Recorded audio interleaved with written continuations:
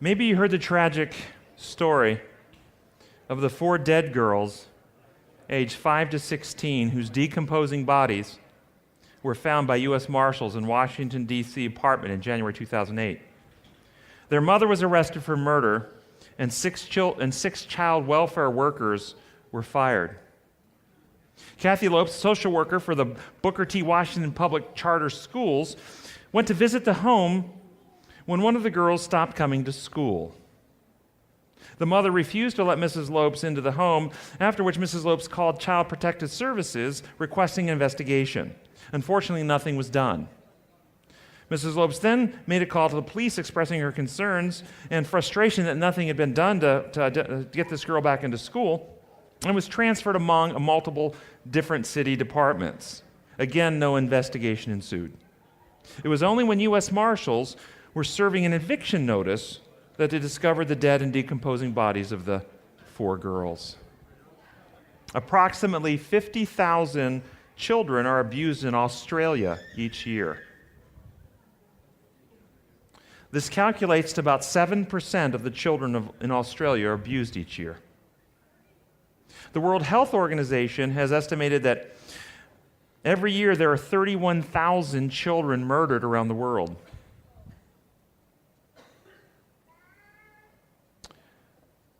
Australia's rate of child homicide is 0.8 per 100,000 children. And this is approximately 4 times the rate of Spain, Greece, and Italy, but is below the rate of New Zealand, which is 1.3, and the U.S., which is 2.4. 1,460 children died in the United States as a result of abuse or neglect, approximately that many every year, and 3/4 of the children who died due to neglect were under the age of 4. Approximately 77% of all child deaths, homicides, were caused by one or both parents.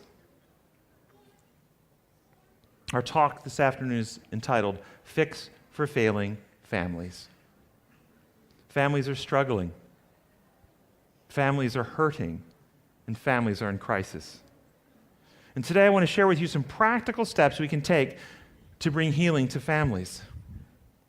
Step 1, know God well, His methods and His principles. I know this may sound like a Christian cliche, but after our talk this morning, do we really know Him?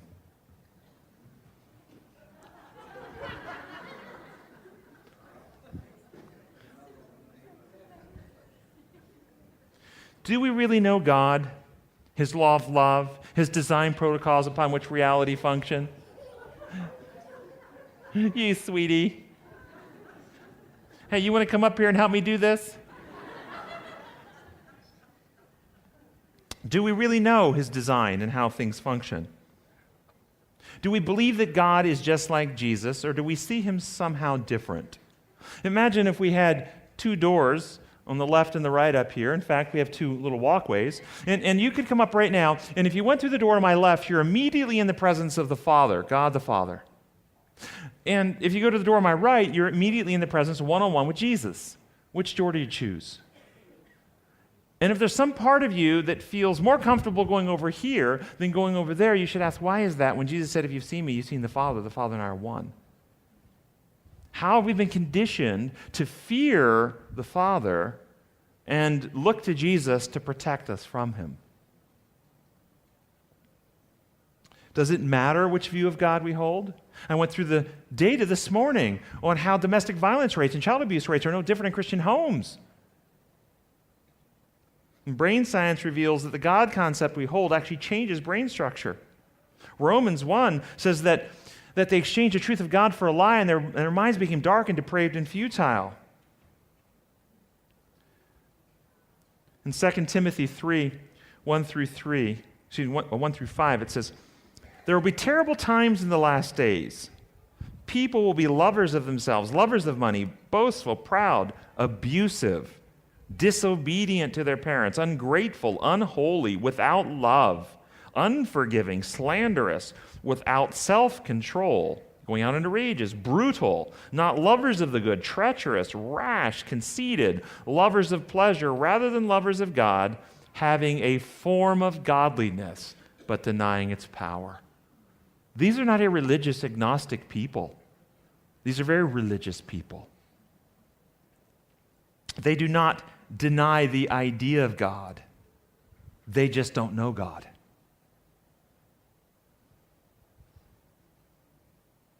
Studies show that extrinsic religiosity, meaning an adherence to a system of rules and religious structure, positively correlates with child abuse.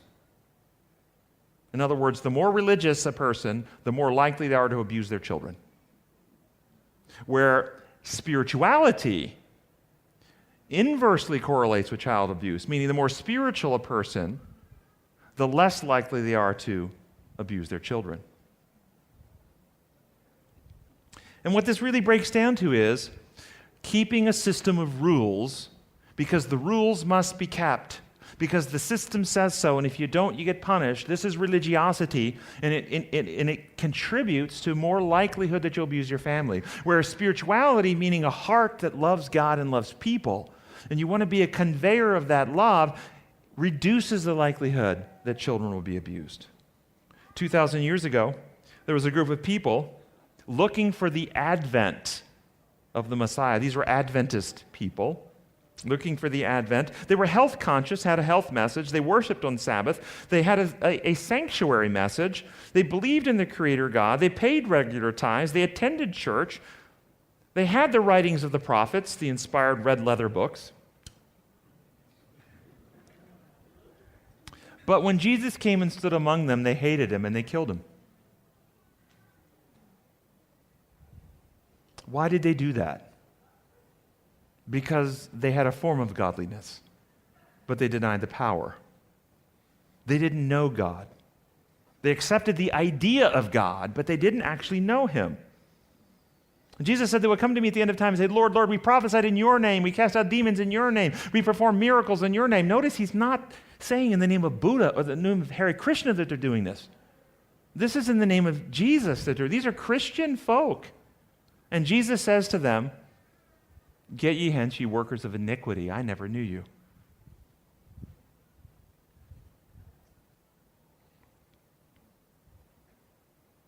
Have a form of godliness, but deny the power because it denies the truth about God, his character of love, his design protocols, worshiping a system of imperialistic dictator-type God rather than coming back to the Creator God worship and operating in harmony with his design. We have accepted this false view that has corrupted our ability to do the final message to take to the world. It happened in Christ's day that happened. You see it in that people of his time. Scientific research demonstrates that religiosity without spirituality leads to more abuse, and the Bible prophesied it would be this way at the end of time. It is by beholding that we are changed. It is by connecting to the source of true love that we are transformed. Life eternal, Jesus said, is knowing God. And that word is a very special word. Adam knew his wife Eve, and she conceived and gave a son. It's not knowing about God. See, many of you may know about Barack Obama. How many of you know him? See, knowing about someone is not the same as knowing them. Life eternal is not knowing about God, going to 12 years of Bible school and memorizing your memory verses and being able to plot out the proper time scales and the Bible prophecies and so forth. This is not knowing God. Life eternal is they might know you, the only true God, and Jesus Christ, whom thou hast sent. Our families cannot be healed if we don't actually know God. Step 2. So step 1, know God well. Step 2, deal with your own self first. Deal with your own self first. Healthy relationships require healthy people. If you're not a healthy human being, it doesn't matter who you get in a relationship with, you will not have a healthy relationship. And if you're in a relationship with somebody who is not emotionally and spiritually mature and healthy, you will not, regardless of how healthy you are, you will not have a healthy relationship. Look at Jesus and Judas. That was not a healthy relationship. It wasn't because Jesus was doing trouble. It didn't matter how healthy Jesus was until Judas became healthy. They could not have a healthy relationship. Healthy relationships require healthy people, and healthy people are in governance of themselves. Healthy people are in governance of themselves. Kevin came to see me tearful, anxious, depressed. He wasn't sleeping. He wasn't eating. He couldn't focus. His marriage of 7 years was falling apart. And his wife told him if he didn't get help, she was leaving. He described a marriage in which he worked 60 or more hours per week, and when he was off, he would want to spend time with his wife, but he would spend a lot of time watching TV and doing other stuff rather than spending time with his wife. He complained, though, that his wife, who didn't work outside the home, also didn't keep the house up. She didn't cook. She didn't clean up. He'd come home, the house would be a mess. And she would complain constantly to him. He described argument after argument in which one of them would complain to the other, and the other would give a counter-complaint, an argument back and forth, back and forth. Complain about the house not being clean. Complain about the meals not being cooked. Nag, gripe, nag, gripe. We explored the principle of healthy relationships require healthy people. Healthy people are in governance of themselves. That he had authority to change himself, not direct a change over his wife. So he began to come home a little bit earlier from work. And when he would come home, he began to express his appreciation to her and his love for her. He began to speak kind words toward her. He would occasionally bring her a card or a small gift or a token of his affection. He would come home and he would begin helping out with the chores, cleaning and vacuuming and so forth. And he began to seek to make her life better instead of trying to seek to change her to be somebody else. And lo and behold, after a couple of months of doing this, he came home and the house was cleaned. He came home and meals were cooked. He came home and his wife had a big smile and a hug to see him when he came through the door. We must deal with our own selves first. Healthy relationships require healthy people. Healthy people are in governance of themselves, and healthy people own their own shortcomings. Own their own shortcomings. Stop trying to blame our spouses, our children, our parents for our shortcomings. It wasn't me. It was the woman you gave me. Lord, if you didn't put her in the garden, I would have never taken that fruit. During marriage counseling with Sue and Bill, Sue disclosed how, over the course of the marriage, she had gained over 100 pounds.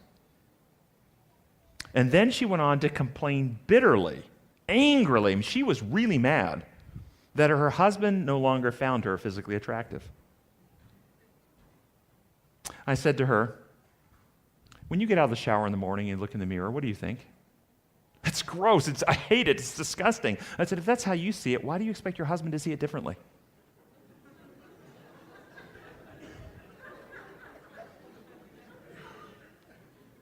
But then I said to her, but who does he come home to every day? And each evening, what do you all do? Where does he spend his time? We go for walks. He rubs my feet. We do things together every day. So where's he spending his time? Who does he love? You see, she was so unhappy with herself. And she didn't take ownership of her own personal dissatisfaction. Instead, she put it off on him, and she was mad at him and wanted him to somehow enjoy and like something that she herself hated, that she actually lost the ability to enjoy all the love and affection that her husband still had for her. We must deal with our own selves first. Healthy relationships require healthy people. Healthy people are in governance of themselves, are able to own their own shortcomings, and communicate well. Healthy people communicate well. And I'm going to give you 4 steps in healthy communication. The idea in healthy communication that I'm going to give you, though, is to create an atmosphere. Think about it, a bubble, a place where it's safe to communicate. That's your goal. You want to create an atmosphere where it's okay to express your heart to someone. So step 1 in healthy communication, first, seek to understand before seeking to be understood. Seek to understand before seeking to be understood. Don't be mind readers. Don't assume you already know what the person's thinking before you give them a chance to say it. Even if you are right and you actually know what they're thinking and know what they're going to say before they actually say it, they need to say it. They need to tell you. They need to get it off their chest. Give them the courtesy of letting them tell you. If someone you care about has some negative thought towards you, they're angry, they've heard a rumor, they really are upset with you, what do you want that person to do? Somebody you care about, like maybe one of your children or your spouse, and they're really mad. They've heard some rumor about you, and they're just really ticked off. What do you want them to do? Do you want them to just pretend that everything's okay and put a smile on their face when they see you, but just boil inside? Or do you want them to come and talk to you, to tell you? And why do you want them to talk to you? What's your goal? So you can work it out, isn't it? Isn't it your goal? Do you create an atmosphere that when they come to tell you something that they're really mad about, they're really distressed about, that your first response is to seek to understand. Help me understand where that anger is coming from. Help me understand where your rage is coming from. Or do you immediately get defensive? Don't talk to me like, how dare you talk to me in that tone? Or are you recognizing that the anger in the tone is communicating pain of some sort, some misunderstanding? Do you recognize, hey, this is my spouse, and I know my spouse loves me, but if they're cursing me and calling me these bad names right now, there must be something really amiss in their heart that they would speak to me in this way. I need to understand what that is. Help me understand why you would speak to the one you love with such harsh words. Where's that coming from? What's that about? Seek to understand before seeking to be understood. Then, after you get an understanding, after they start explaining themselves, after they tell you where it's coming from, the next thing you want to do, because you want to create that atmosphere, you want to condition them that they've got a problem with you, that they always want to come talk to you. They don't want things to build inside them to become problems later. So you after you seek to understand and they tell you, you say, thank you. Even if they tell you something is completely wrong, there's no truth in it whatsoever, their outrage is based on a complete misunderstanding, aren't you thankful they came and talked to you rather than just brewing about it? So tell them, thank you so much for coming to tell me. Thank you for sharing your heart with me. Thank you for having the courage to come and discuss it with me. Thank you for respecting me enough to not just brew over that, but give me an opportunity to dialogue with you about it. Thank you for coming and talking. So affirm them. Thank you for coming. And then next, third step, seek to understand before seeking to be understood. Thank, affirm, validate for coming, and then identify with. Put yourself on their team. Even if it's wrong, even if it's not the truth, you say, no wonder you're upset. I'd be upset too if I thought that was going on. You understand why they're upset now. It makes sense. Oh, no wonder. And then after seeking to understand, after thanking and validating, after identifying and putting yourself on their side, then seek to clarify and correct. Then seek to clarify. You've paved the way now. See, after you've given them an opportunity to express themselves, after they felt they've been heard, after they felt they've been understood, after they realize you do appreciate it, after you've articulated back why you understand they're upset, the way is paved now for you to say to them, hey, you know something? I need to clarify a little piece of that. Can I share that with you? Sure. What's the clarification? Well, you know, your sister lied to you. That actually didn't happen.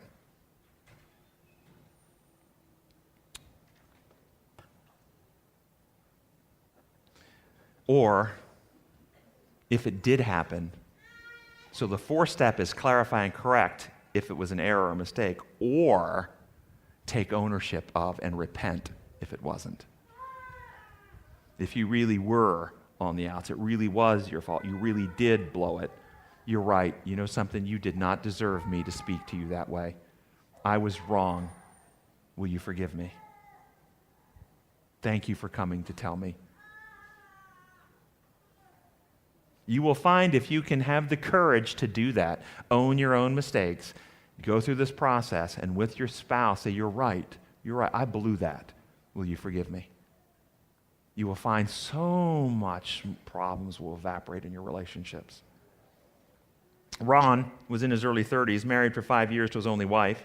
For more than half his marriage, he'd been in Iraq with his National Guard unit. He had seen combat, numerous deaths. Many of his buddies had been injured and or killed. And he was struggling to come to terms with these experiences. His marriage was strained. His wife complained that he didn't love her anymore. He would disagree. That's not true. They would argue. You don't love me. Yes, I do. No, you don't. Yes, I do. But nothing seemed to improve, and so Ron came to see me very frustrated, and I told him about these tools. And the next time he went home and his wife said, "You don't love me," he said, "Can you help me understand why you say that?" And she said, "Well, ever since you got back from Iraq, you're distant. You don't seem to smile anymore. You're jumpy if I come in the room. You don't seem to like me to touch you like you used to." And now that he understood why she was saying this, he thanked her. "Thank you for telling me. No wonder you feel this way. I understand how that must seem to you." And then he could go on to explain to her the traumas that he was trying to come to terms with, not in detail, but in a general way. And then she understood him and why he was this way, and they were able to reconcile and have the conflict resolved in their marriage. Healthy relationships require healthy people. Healthy people are in governance of themselves, own their own shortcomings, and communicate well.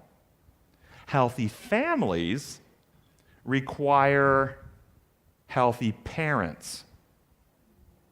And healthy parents are in governance of themselves. Roger was frustrated, fed up, overwhelmed, at the end of his rope when he came to see me. He had 2 teenage sons, and every day they fought, argued, shouted, screamed. Roger would give his sons a list of chores to do, and when he would come home from work, they weren't done. He would become enraged, he would yell, he'd scream at his sons, but the pattern never seemed to change. In fact, it was getting worse. He told me how he felt powerless, helpless, and no longer the man of his own home. Roger had forgotten where his real authority lied, and that was in governance of himself. He had forgotten he could not control the behavior of his sons and thus lost control of himself in trying to impose control on another. We explored that he has authority to change himself, and so he did. So when he would come home and the chores weren't done, the first thing he would do is say, "Boys, can you help me understand why the chores didn't get done today?" And if they had some reasonable explanation, then he would deal with that. "Oh, okay, that makes sense. We can do them tomorrow." But more than often, the time was, "Can you help me understand?" And there was no explanation. There was no reason other than they just didn't do it. And then, after they didn't have any reasonable reason for doing it, Roger began to express his sadness that they had chosen to give up the use of their cell phone or their car or their Xbox or their TV or their iPad or any of these other privileges that are for the mature that he was paying for. And very shortly after he began not getting mad, he didn't yell, he didn't even raise it. "I'm sorry, you decided that you didn't want to use the car this weekend." What? "Well, the car is a privilege for the mature, and if you don't do your chores, you don't get the car. I'm sorry. So take those keys." Very shortly thereafter, he came home and the chores were done. Healthy families require healthy parents, and healthy parents are in governance of themselves. And healthy parents remember their responsibilities.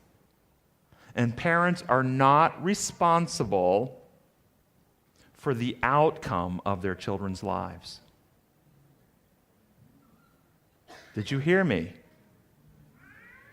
Parents are responsible for their conduct in parenting. Do you understand the difference?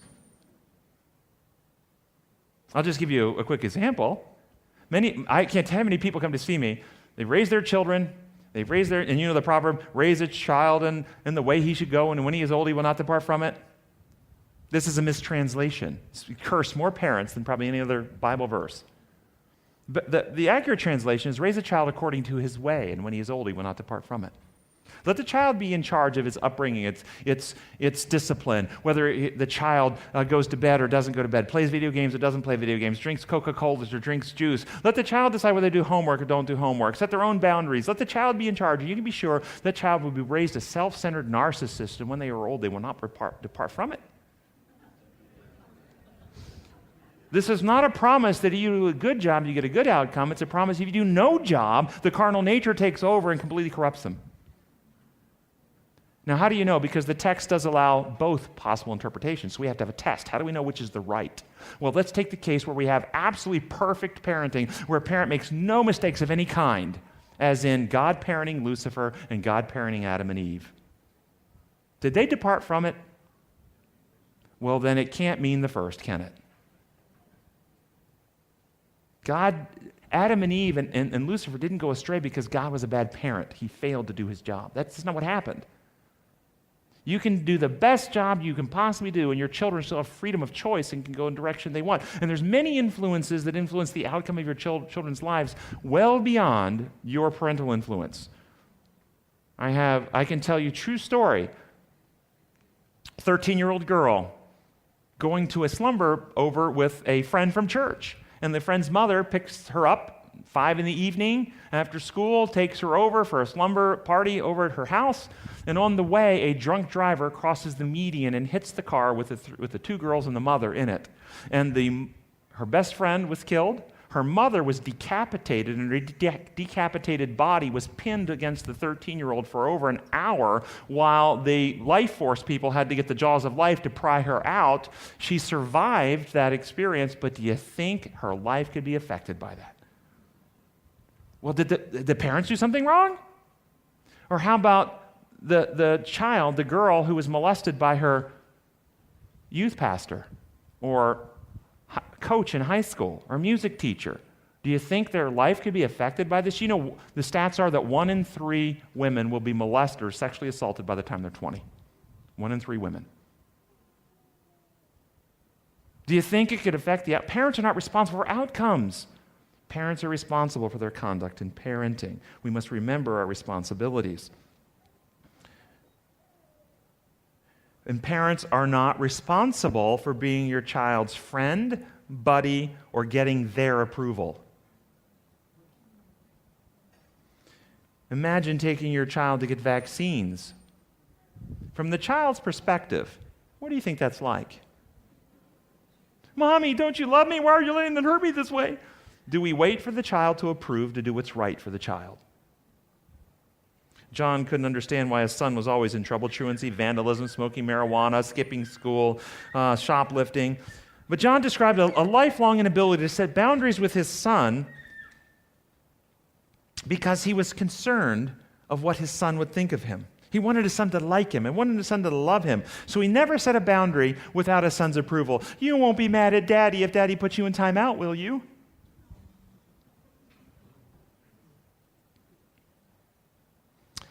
Healthy parents do what's right because it actually is right, regardless of what the child thinks. Healthy families require healthy parents. Healthy parents are in governance of themselves and remember their responsibilities. And healthy parents are united in love. United in love. Don't allow the children to split you. I can't tell you how many dysfunctional families I see because the parents are not united in love.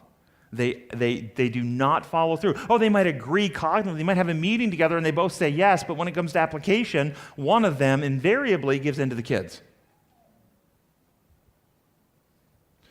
And this requires, of course, good communication. If your spouse makes a mistake with a child and gives a discipline or a correction or an instruction to a child that is actually in error, don't correct your spouse in front of the kid.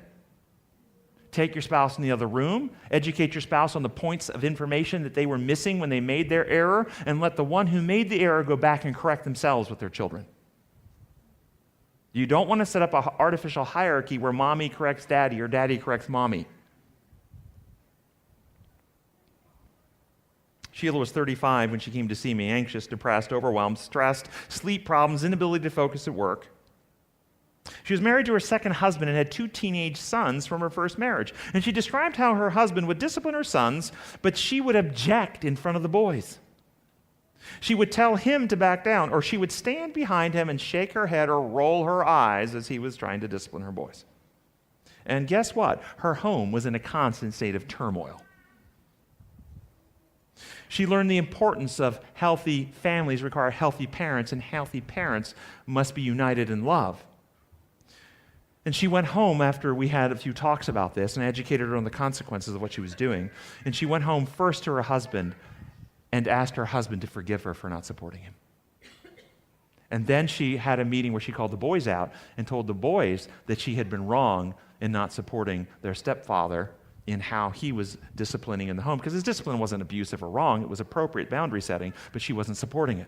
And that from this point forward, that they were going to be united and there would be no longer splitting. It was almost an immediate change in her husband. Because she wasn't backing him, he had this constant sense of tension, constant sense of fear, constant sense of irritability, constant sense of powerlessness in his home. And so he was always on edge and always ready to raise his voice and always ready to scream. But as soon as she apologized and asked for forgiveness and stood by him, his anger, his rage, and his fear level just almost evaporated. He was calm in his ability to deal with things now because she had his back. And the boys, of course, tested a few times, but when they found out they couldn't get mom to give in, they fairly quickly came in line and began living by the boundaries that the parents were setting. And the conflict and the turmoil evaporated in the home. Parents, you have to remember that you represent the Godhead to your children. You represent the Godhead. At a certain age, the children will actually invest you with omnipotent powers. They will. At a certain age, they believe you know everything, all the time, everywhere, and this is done because it protects them from fear. To know they have a parent who is all-powerful, they don't have to fear the boogeyman coming in. They don't have to fear the electricity not being paid or where the next meal's coming from or any of that. They don't think about any of those things because they just, and if you watch this in young kids, you can see this, very interesting. You're out somewhere in a community, maybe at a party event of some kind, and you hear a loud bang. At a certain age of children, the first thing they do when they hear a bang is they look to the parent. They'll look up to mom or dad. And if mom and dad laughs, the kid will laugh. If mom and dad looks frightened, the kid will begin to cry. They're not evaluating whether there's a threat. They're evaluating what mom and dad is doing because all their security comes through that relationship. You stand in as the Godhead to your children. You want to be united in love. It teaches a very powerful lesson because one of the errors of the imperialistic law construct we went through earlier today is it splits the Godhead. The Godhead is no longer united as one. Now we have a friendly, loving Jesus who came and gave his life for us, and he pleads the angry, mad father who wants to punish us for our wickedness so he won't do it. And so we have homes where we have the disciplinary father who must be begged off by the sweet, loving mother so they won't beat the kids. The parents have to be united in love. That means united in the discipline as well.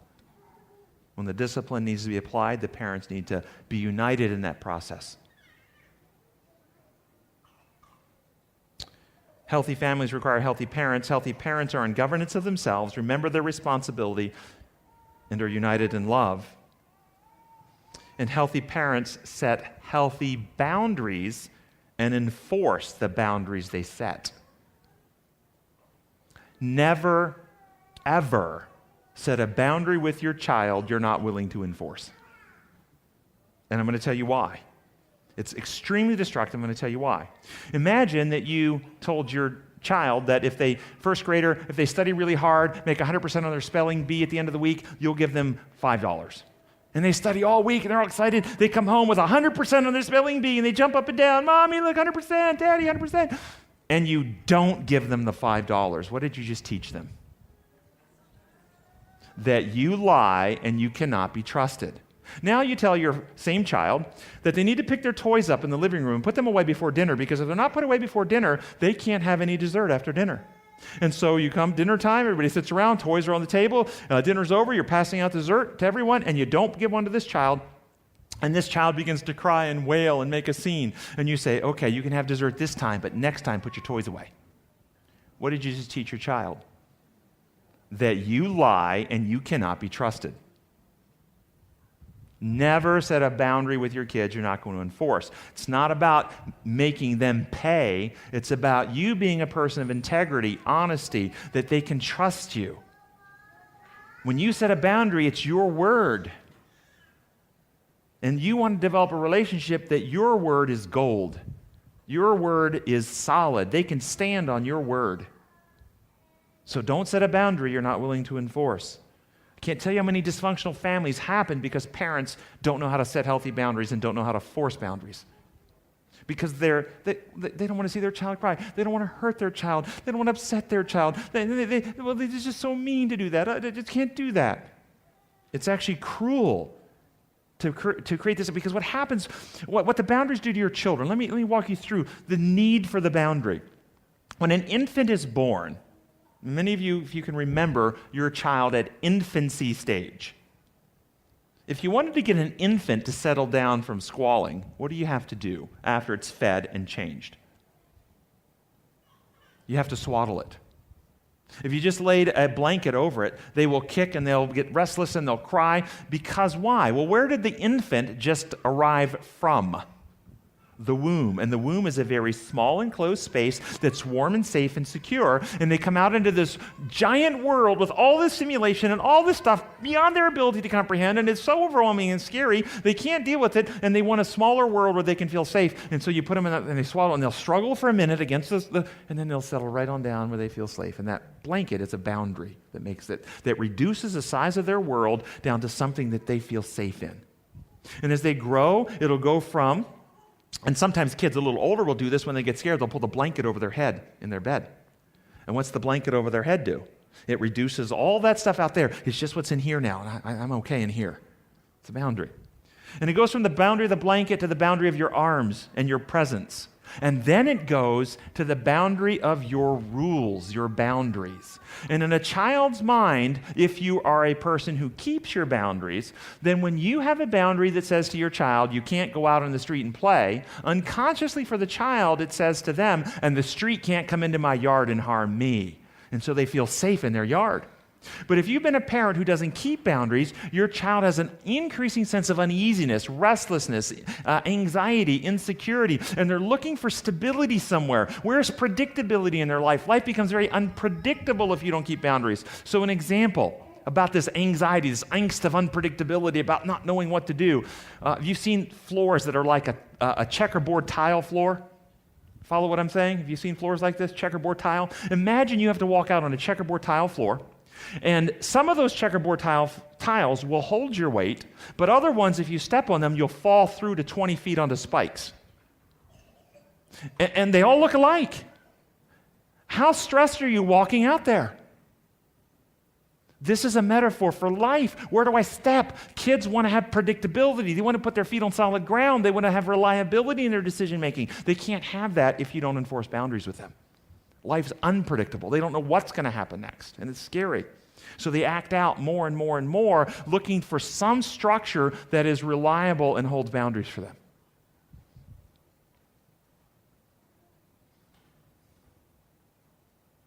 And when any kids in the room, I'm going to tell you a secret. Parents, don't listen to this.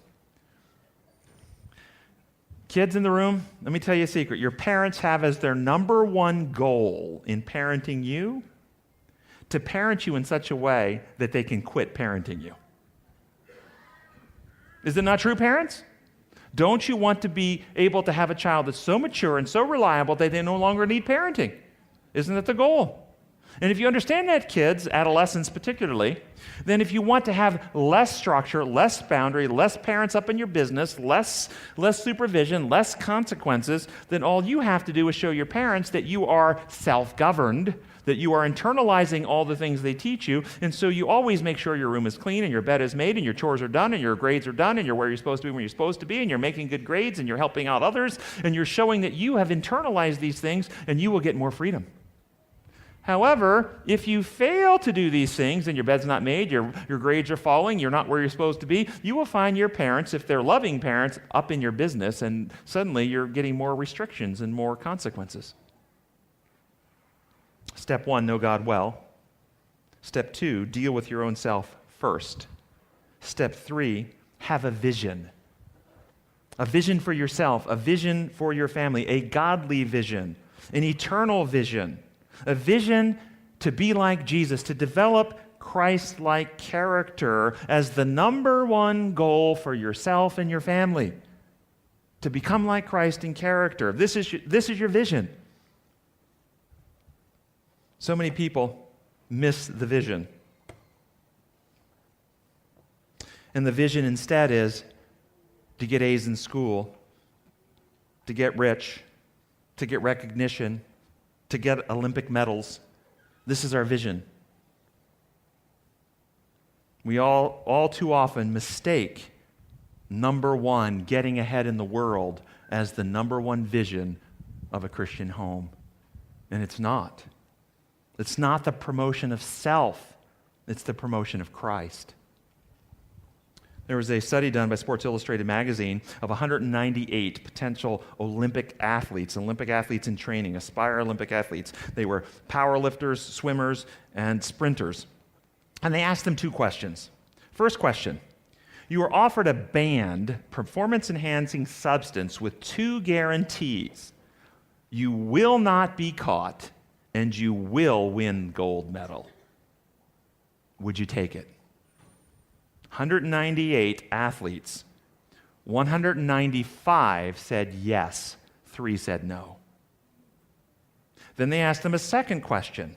You were offered a banned performance-enhancing substance with 3 guarantees. You will not be caught. You will win every competition you enter for the next 5 years, and you will die of the side effects. Would you take it? More than half said yes. Parents, we have a problem. We too easily take our eyes off Christ. We set earthly visions. Visions for good grades, for first in contests, for blue ribbons, for gold medals, for big money, big houses, big cars. Self at the center. Make Christ your number one goal. Step 1, we must know God well. Step 2, we must deal with our own selves first. Step 3, we must have a vision, a godly vision. And step 4, create an umbrella of love and live under it. See everything through the lens of the law of love, the design of love, the protocol of love. A member of my Bible study class shared some wisdom in class one day. It first caused a little chuckle, but it was very quite serious. He said in class one day, he said, my wife's not perfect, but I know she wants to be. See, I know my wife loves me so much that she never wants to let me down. She never wants to disappoint me. She never wants to make a mistake. So then when she does make a mistake, I know, because I know she never wants to, that she's already grieving in her heart, and I don't ever get mad at her. And I'm not perfect, but I want to be. I love her so much. I don't want to disappoint her. I don't want to let her down. I don't want to come up short. And when I do, I'm already broken in heart, even if she doesn't know it yet. How many of you have a relationship where you live under that umbrella of love? And consider the example of a ball team. You guys play cricket down here, don't you? You guys don't play baseball, do you? But you know what it is. Okay, I can use the metaphor? Okay, thank you. So imagine being a ball team. And you've got a member on your team who is one of those kids who's kind of awkward, gangly, can't quite coordinate themselves very well. And so they're not a very good athlete, but they try really hard. You see in their face pain when they drop the ball. They cry when they strike out. They come out early. They work hard. They stay late, and they give 110% of everything they have, but they still mess up a lot. What is your attitude towards that person? Do you hate them, or do you want to help them? You want to help them. Now, you've got a member on your team who's a jock. I mean, this person could be a pro. And he drops the ball and he strikes out, and you think he's doing it on purpose. Now what's your attitude towards him? You get angry? When your spouse makes mistakes, how do you see them? As trying their best, doing what they want, grief-stricken in heart when they do, and wanting help to overcome? And so you love them and you're gracious and you help them? Or do you see them as the jock who's purposely throwing the game and you're mad at them and you want them off the team?